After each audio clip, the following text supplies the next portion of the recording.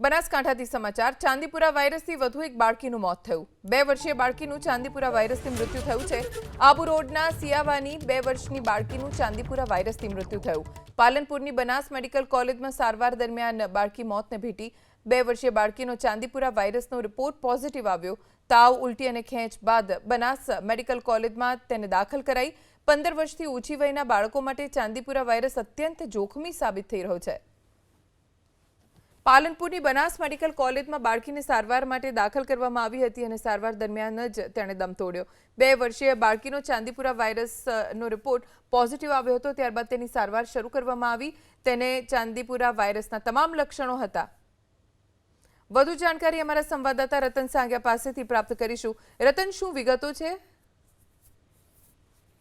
બિલકુલ વાત જે રાજસ્થાનનું જે સેવાનું જે વતની હતું, જે પેશન્ટ અહીંયા પાલનપુર બનાસ મેડિકલની અંદર સારવારમાં લઈ આવવામાં આવ્યું હતું।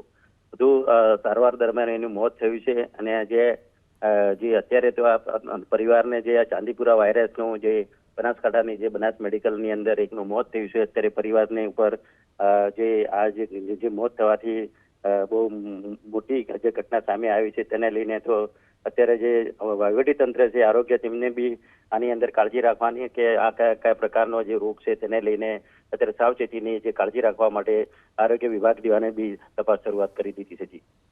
આભાર રતન, જાણકારી આપવા માટે।